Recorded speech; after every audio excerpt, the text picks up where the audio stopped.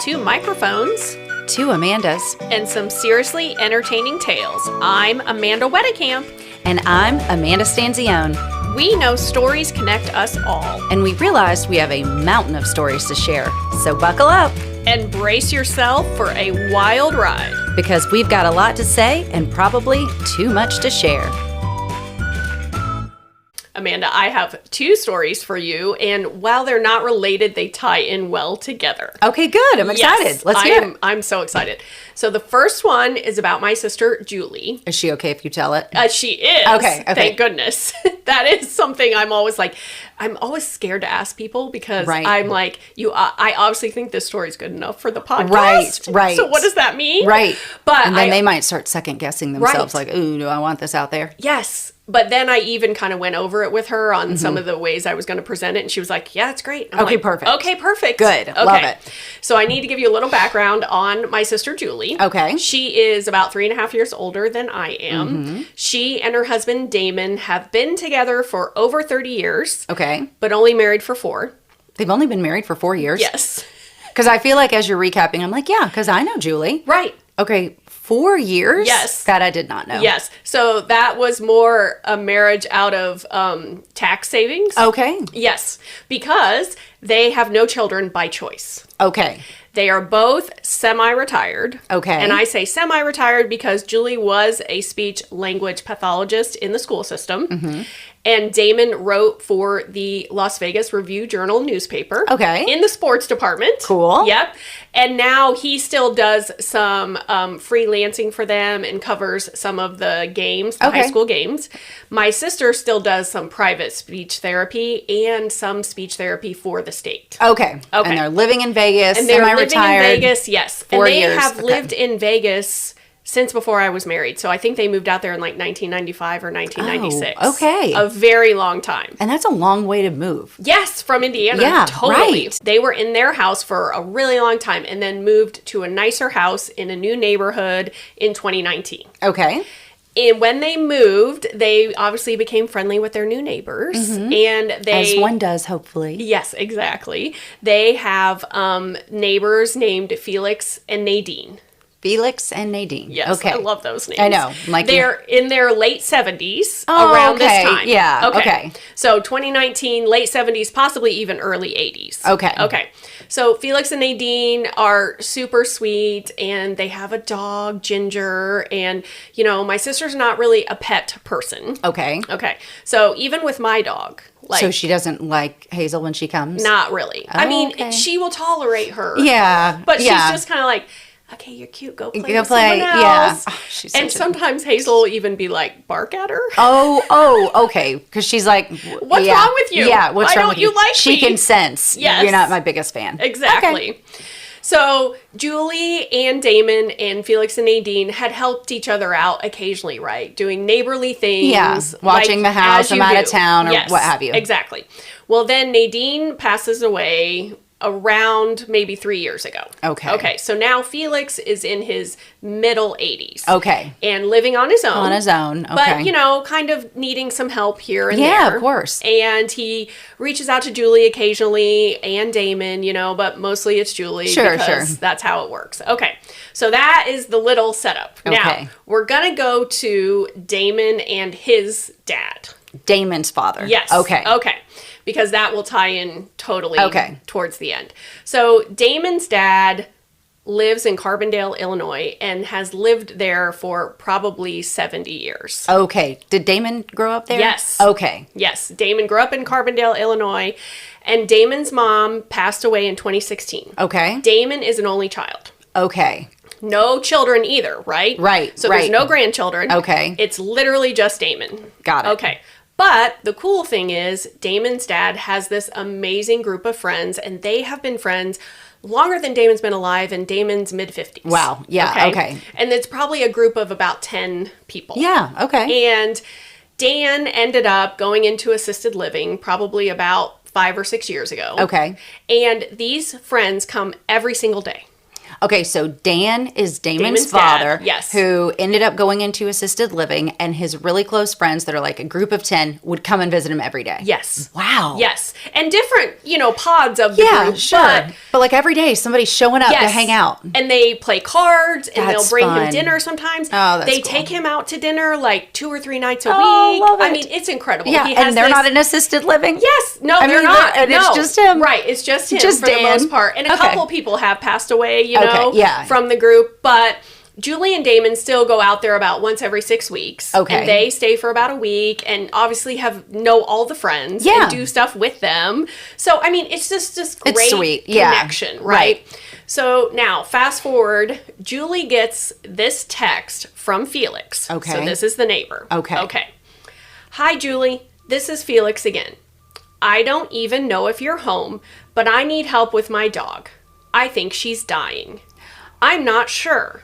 I don't know why I said that, but I need to get her to the vet, and I have no way of doing it myself. I mean, I can use my car, but I can't pick her up. Give me a call if you're around. Bye. Oh, okay. And Julie doesn't even like animals. No. Okay, Oh. okay. And Julie says to me, I'm thinking, I cannot be home. Yeah, right. I could can't not be be home. home. Sorry, I wasn't could- home. I could So, maybe not mean, be home. And And then, then her second thought was, this should be Damon's responsibility. Right, why are you look at texting all me? these people helping Damon's dad. Right, right. Like, his dad's getting all this help. Right. This should be Damon's responsibility. Right. So she responds, I'm on my way over. oh, Okay. sweet. Oh Yes. my gosh. So she goes over there, and I'm going to explain, my sister, my mom, and I, we're not caregivers. Okay. We're Okay. not. We are taskmasters. Okay. So Okay. if you were ill and you needed me to run every single errand and pay all your bills and open your mail and water your plants and do your laundry, I can do all of that. Okay. If you want me to sit and hold your hand, whew, Not really a nurture. not for me. Yeah, okay. Not for me. Okay. I mean, it's just not the way I was raised. Okay. It's not the way I raised my children. When Right. they were sick, they wanted to be left alone. I left And then- them alone. Right. And you could get everything else done. Well, I know who to Exactly. call then. Yeah, okay, don't, perfect. Don't call me. I will do all the errands you need, but I don't want to just sit and hold your hand. Okay. That's This is just not such for helpful me. information as I continue to get older. Is that terrible? No, it's honest. It is And I honest. think if we're honest with ourselves, it's like, Okay. I am who I am. Yes. And we can take you for that. Yes. And then enjoy it because Right. we know who you are. Exactly. So, Julie's not a caregiver. Okay. I'm not a caregiver. My mom's not a caregiver. So she goes over. Now, this dog is about 65 Oh, pounds. no. No. The dog's name is Ginger. She's Okay. some kind of boxer breed. And she's under the kitchen table. And her back legs, aren't working. No, see, Okay. I'm not a dog person. I love Hazel and I love our little Pepper. Other than that, I'm like, no, I'm good. I know. I so, mean- so Julie's like, okay, we got to get Ginger into the car. And, Felix has a walker. He's kind of injured. He's in physical therapy. It's hard enough to get Felix in the car. Right, exactly. I mean, no. And Felix is 86 years old, right? Oh. So Julie's trying to get Ginger onto a blanket to try to scooch her, Oh, goodness. right? And I mean, Julie does not have dogs. Right, so she doesn't know, She like- goes, I don't even know how to pick up a 10-pound dog. Right. Oh, gosh.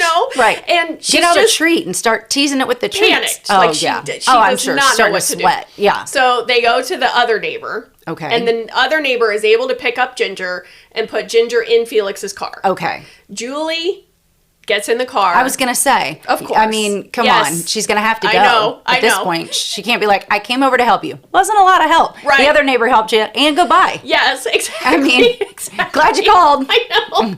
So Felix is in the passenger seat. Julie's put the vet description into Yeah. the phone, drive to the vet. All of a sudden, the dog stands straight up. No. It's completely fine. No. And she's like, what is happening? Right. And she has to be cool, Right. obviously. Yeah. They get to the vet people come and help. And basically, the vet's like, it is time. We do need to put the Oh, dog no, down. that's not where I saw this going. Yes. Oh, no. Yes. And Julie's there? Yes. With Felix? Yes. Okay. And Felix is like, Julie asked the vet, well, why did Ginger stand up? And the vet said it was probably anxiety and yeah. adrenaline running Adrenaline. through the dog. Yeah. So I thought that was good to They, know. I was going to say, even with people, sometimes they're like, when they're in the hospital, suddenly they're like, They're like, hey, "I'm yeah, I'm fine." fine. And Okay. they're talking and you're like, what? And then they're dead within 24 hours. Okay, So, okay. okay, I could see that. Yes. So that was good to know. So Felix calls his adult children who are about 40 minutes away, and the daughters are saying to their dad, like, I don't think we should put her down yet. Like, do we have to put her down? Yeah, well, I mean, why don't you come take care of her then? And Julie's like, oh my gosh, let's just get this over with. Right, because if not, I got to put this dog back in the car, and I got to get the dog from the car into the house. Felix cannot take care of this dog. And Julie's going to get another call like this in a couple of days or a week, and you're going to go right back through those same situation. Right. Yeah, no. So Felix is telling his children, I really, like, I've made peace with this. You know, I think we need to do this. Well, meanwhile, Felix's grandson does come to the vet. Okay. He's in his 20s. Okay. So it's now Julie, the grandson, Felix, and Ginger, and they do end up putting the dog down. Oh, where was Damon in all this? I don't know. Was Julie like, where are you? I need you. I don't know what he was doing. Oh, so he might have been covering a game. Oh, you're right. Yeah. So Julie, who does not want to be involved in any of this, now is sitting there like, well, I'm going to have to hold his hand and like help him. He's going to be bawling his eyes out. Yes. And I guess Julie said, you know, I was just real somber, but I didn't cry because, like, I don't have any feelings about this dog. Right. Right. You know? But at least she was like sweet to just. Yes. I mean, when I tell you, when she told me this story, I was like, of all people. Of all people. I mean, we are not caregivers, and you do not like pets. And she doesn't have children, so she doesn't have any of that, like, innate, nurturing kind of thought. Oh, gosh. Oh, so they put the dog down. Oh, I mean, that's also sad because he wasn't expecting that. And then you get there, and it's like, wait, I'm not going to leave here with Ginger? Right. Like, what are you talking about? So sad. Yeah. So Julie does go back to the house with Felix and the grandson, and Julie starts clearing up the dog stuff. Oh. Because she knows he's not going to want to deal with it. And I'm like, Julie, you're the next person now. Right. Like, you can do it with me. Right. Like, that was so nice of you. That was. Because I just feel like Julie and I are very much like, that's not my problem. You know what I mean? Like, I've already done enough. Meanwhile, the pleaser in me is like, oh, would you like for me to do more? I mean, what else can I help you with? Oh my gosh. And I guess the grandson said, like, that's fine. I'll take care of this. No, that's really sweet, though. That's so kind. So sweet. Yeah. So I tell Gwen this whole story because I knew she was going to be like, what in the world? Yes. And she was. I have told everyone in our family because it's shocking. Because they all know Julie. Yes. And they're like, there could have not been a worse person. Exactly. Yeah. So then Gwen says to me, well, are you going to tell one of my stories on the podcast? And I said, well, I have one. Right. Am I allowed? And she was like, well, which one? And it's the one I'm about to tell you. Okay, good. But she's okay with it. She is completely fine with it. So this is the story that Gwen has approved. Okay. And it is how she learned how to put a tampon in. Oh my gosh! Yes! What? It sounds like it's going to be graphic. It's not. It sounds very graphic. I cannot believe... Sweet Gwen. I love that she was like, sure, Mom, that's fine. She goes, it was so long ago, and it is a pretty funny story. And she's probably also like, my friends don't listen to your podcast. Exactly. Nobody cares. Exactly. Love her. And, so she's in middle school, gets her period for the first time. Oh, gosh. And she is in diving. So she is like a diver. Okay, that's... Okay. So immediately she's got to learn how to use a tampon. Yeah, and normally that's not the first thing girls... Exactly. I mean, you're not learning that right away. Right. But this was necessary. I say to Gwen, you need to learn how to use a tampon. We have diving practice tonight. And she said, I'm not putting that in my butt. And I'm like, you're correct. You're not putting that in your butt. Oh my gosh. Yes. Are you serious? I'm dead serious. I'm dead serious. That is so good. How I've never known this story is, it gets better. I cannot believe this. Okay. It gets better. I love that you're like, you're right. Yeah. You won't be doing that. This is not where it goes. So I show her outside of my body just with the applicator and everything. Right. And she's like, I'm not doing it. I'll just never swim again. And I'm like, no, honey, that's not realistic. I said, you're going to need to know how to do this. Yeah. And I said what I like to say to my children at the time, which was, let's incentivize you. Oh, I like this. Okay. It's basically bribery. Okay, perfect. But we like to say incentivize. Yes. Okay. So I said, what would you like in order to learn how to do this? Yeah. Like, what do you want? This is great. And she goes, I would like a laptop computer. Wow, way to go in on it. I mean, way to go big. Way to go big. You know, it's like shoot for the stars, honey. Yes. I mean, I would like a lap. Not can we get Chick-fil-A after practice tonight? I would like a laptop computer. What did you say? And I said, we're not going to give you a laptop computer. Okay. And she goes, how about a king size candy bar? Oh my gosh. A king size. She went from a laptop computer to a king size candy bar. And Jim goes, we got to work on the negotiating Yeah, skills. I mean, that reminds me of the reels that say, you know, the waiter comes over to the table and it's like, what would you like? And she says, Diet Coke. And he's like, we don't have Diet Coke. She goes, great, a margarita. Yeah. And it's like, okay, we went from you want a soda to fine, let's just go to tequila. Right. I mean, a laptop computer. Fine. King-size candy bar. King-size candy bar. Yep. Oh, and I said, okay. There's a lot of space between those two things. Lots of space. But I was like, great, we'll do a king-size candy bar. Love it. Goes in, does it, no problem. Was she in there forever? No. Wow. It did not take her long. Like, she did it. Just was Real like, proud of okay, her. yeah. Like, well, I'm getting it done. Exactly. Give me that candy bar. I know she was very motivated by the candy bar. So then we go downstairs, and Gus is sitting at the bar area, and Gwen goes to look in the ice cream drawer, and she's like, hey, I know I'm getting a king-size candy bar later, but can I also have ice cream now? Oh, my gosh. And Gus goes, why is she getting a king-size candy bar? Okay? Gwen goes, Gus, I did something you're never going to be able to do. Oh, that is amazing. And I said, do not tell him because you're going to freak him out. Yeah. And I'm like, Gus, you don't want to know because you're going to freak out. And she's like, tell him, Mom, tell him. Let's freak him out. Let's freak him out. And now is Gus like, yeah, tell me. Tell me. He's like, oh, I don't want to know. Okay, so he really was like, no, I'm fine. He's like, nope, I don't want to know. The mystery's great. I don't want to know. And then he never found out. Good. I mean, I'm sure he knows now. Sure, but we've Gwen joked didn't about it. No, she didn't tell him. No. Okay. But on that note, Gwen did literally tell everyone when she got her period. Oh my gosh. She told all her teachers, male, female. Gosh. Just because she was like, hey, I might need to go to the bathroom because I have my period Oh now. my gosh. Oh, yeah. I love her and then so much. Her tutor came to the door, and Gwen opened the door and was like, I just want you to know, Mrs. Licato, I'm a woman now. No. No. Was she like, oh, okay, She's like, Gwen. oh, okay. And, you know, meanwhile, Jim and I, our eyes are as big as saucers because we're just like, okay. She's just great. So That's glad your you're daughter. proud of it. I Yep. mean, just not your personality at all, No. but you have been mothering this child. I mean, she's what, 21 now? 22. 22. Okay, yeah, Yep. you've been doing this. So I know. You're like, okay, well, that's Gwen. And that's who she is. Love her. So that was those were my two stories that kind of tied together. Yeah, that was perfect.